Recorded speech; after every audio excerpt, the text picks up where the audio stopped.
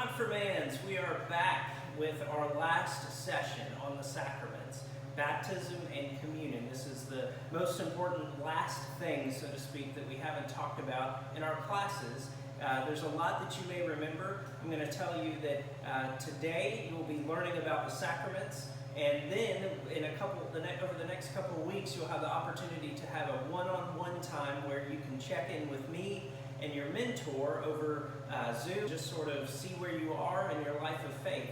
And then we'll have the opportunity to be confirmed as a class on a Sunday, August the 16th at the outdoor worship service. A time where you can confirm to the church that yes, I believe in Jesus, and what happened in my baptism when I was a little kid or an infant is something that I am claiming for myself. My parents claimed it then, I claim it now. We're going to get to a little bit more of that claiming idea in baptism in a minute. You may remember in the past we've talked a little bit about the Bible is our number one thing that we go to learn about God. Then in our tradition, in the Reformed tradition, in the Presbyterian Church, we have a book of confessions. I don't have that with me right now, but we have a book of confessions that goes through things people have said about God for centuries and is a really important book. Third, we also have another part of what we call our Constitution. So we have that book of confessions, and the other piece is the book of order. The book of order has several sections that talk to us and teach us about the basics of being Presbyterian. That would be a great thing if you'd like to read that. The foundations of our Presbyterian polity, or kind of how we do things, is kind of what that word means. But today I want to tell you a little bit about the worship section. There's an awesome section, it's my favorite one to read, about worship. And it talks about why we worship, how we worship, the symbols we use, the things we bring in, and it's just a wonderful section that teaches us about the ways we worship and how we worship God as Presbyterians. The sacraments, of course, happen in the setting of worship. So we wouldn't normally just baptize a baby on a Tuesday afternoon at the church office. We have a service of worship surrounding that. We wouldn't normally just have communion for the fun of it. It is important and something that we enjoy and get joy out of, but we don't just do it haphazardly. We do that in the setting or the context or the framework of some sort of worship service. So that's an important thing to remember. If you come by and say, hey, let's have communion, Pastor Chris, probably going to say it's not a good time and we can get to it another time in a worship service. I want to read you one statement from the Book of Order in that worship section about the sacraments, baptism and communion. It says, the sacraments use ordinary things, the basic elements of water, bread, and wine, or grape juice, in proclaiming the extraordinary love of God. So the sacraments use ordinary things that are the element of water, something that comes from grain, which is bread, comes from the earth, something that comes from grapes in the grape juice or the wine, and those things are used, very ordinary things, to talk about the extraordinary, amazing, perfect love of God, and they help us to understand God's love.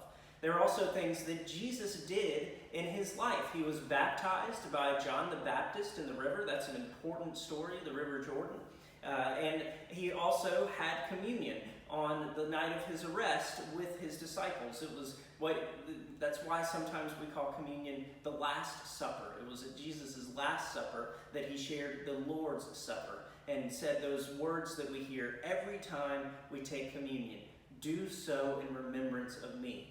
So in communion, we remember what Jesus did for us in our lives. Now, you probably still are wondering, why am I in the kitchen? Well, at Trinity, and this is part of what we do every year in confirmation, is we want you to understand how ordinary these elements are before they become signs of the extraordinary love of God. So I'm going to move the camera and we're going to show you where we get the bread from. Did you know that we get the grape juice out of the sweet tea containers here at Trinity? You didn't know that it hides in here. I'm just kidding. That's not where it comes from. We're going to look at where we get the bread the sticky door freezer. So often we will have pieces of bread, some of the cubes that we use. Sometimes they're a little fresher, but we use these communion cubes. You may recognize this bread from our normal worship services. So when we worship normally at Trinity in the sanctuary and have communion, we have these bread cubes. And one thing that Pastor Matt and I do is we will go and share communion with people who are in nursing homes or who are homebound. They can't come to worship themselves. And we come and get some of this bread and we take it to them. And we make little cups of grape juice that at their tables in their homes. And we take an elder with us. Remember, we said that normally communion and baptisms happen in services of worship. So we actually have a small service of worship with the members who are in nursing homes or who are homebound. But this is where we get some of the bread. There's also some of the bread that we use on Sunday mornings that we break. So at this point, it is a very ordinary thing because I have to get it out of our ordinary sticky door freezer. And now we're in another space that probably seems a little strange. It's the copy room at the Trinity office. But the cool thing that we have hidden here is Welch's grape juice. Yes, the grape juice that you can buy in any grocery store, very ordinary, is the same grape juice that we use on Sunday mornings when we have communion and on Sundays where we go and have home communion that I was telling you about a little while ago in people's homes. One of the cool things about Welch's grape juice is that it was actually originally created by a guy who found out a way to not have alcohol in pasteurized grape juice. It was Thomas Welch. That's where the name comes from. Way back in the late 1800s, he was a staunch Methodist in his town and decided that he wanted to come up with a grape juice that didn't have alcohol, and that was something they began using in churches. One of the reasons we don't use it we use grape juice instead of wine in the Presbyterian church is because we want to be mindful of people who would rather not have or cannot have alcohol. So we want to be careful about respecting and valuing people so that anyone who wants to partake in communion with faith in Christ can partake in communion. So that's kind of a cool story about the grape juice. But this is also a place on baptism Sundays where we get the water. So I will actually get water on a Sunday out of the sink here in the Trinity office. That, again, normal element of water coming from a very normal sink. But when we bring it into the space of the worship service and when we bless it with the prayer, we kind of prepare it in a different way. It's the same water, but it means something different. It's a sign and a seal. So it's a sign in the sense that it shows us something else. It shows us God's grace and cleansing when we think about baptism. The elements of communion show us Christ's nourishment. It's also the body and blood of Christ, not in a very literal sense. We don't think that the grape juice or the bread becomes Christ's body. Some traditions do think that, but we don't think that in the Presbyterian Church. It represents it. It's a sign, like a stop sign that helps you know you need to stop your car or a car. These are signs that show you something else. And now here we are in the sanctuary, and I am starting at the baptismal font because often we will have baptism before we ever have communion. That's normally what happens in someone's life. Usually we baptize an infant, which is part of the thing that we do as a sign of God's grace that comes to us before we can even understand it. We receive God's grace and God's love before we can say, God, I know you and I worship you. We say it, our parents say it for us at the baptismal font, or whoever may be here for us.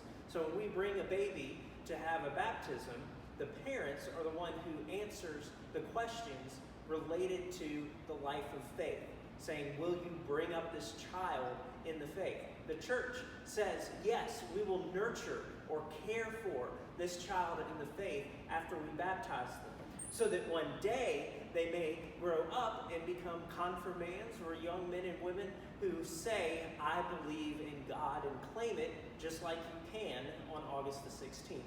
One other quick note about baptism that I find important If we look at the Apostles' Creed that we say most Sundays in worship, it talks about we believe in one baptism.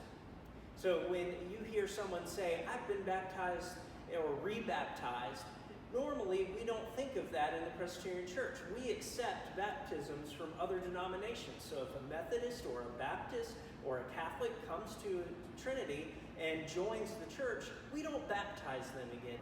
We believe in one baptism across God's church in the Presbyterian Church. And so we don't rebaptize people. But as you know, you grow up. And if you've been baptized as a little kid or as an infant, eventually you have the opportunity to enjoy communion in a worship service. And right now, it's interesting that we're doing communion often at home when you watch the worship service on the first Sunday of the month. Our denomination, the Presbyterian Church USA, made a special announcement not long after the pandemic started that people could have communion at home. It wouldn't normally take place that way. But if you're watching a worship service that other Christians are watching, and we're blessing and breaking the bread here in the sanctuary and talking about it and saying those parts that make it special or make it extraordinary, then you are able to have communion at home. So it is perfectly okay, and I encourage you to have communion when you're at home on a Sunday, first Sunday of the month, when you're at home watching the worship service with your family. It's a great thing to do together. The Lord's Supper is something that we obviously value. We think about how it helps us remember what God has done in our lives. And again, we think about how the Holy Spirit does something special in that meal to encourage us in our faith. Again, the body and blood are not the actual body and blood of Christ. It's bread and wine that is made extraordinary by showing us a sign of God's grace. So the sacraments, baptism, and communion are a crucial part of the life of the faith that we lead and the way that we worship and the way that we live together as a church community. They're so important, and we value them in so many ways.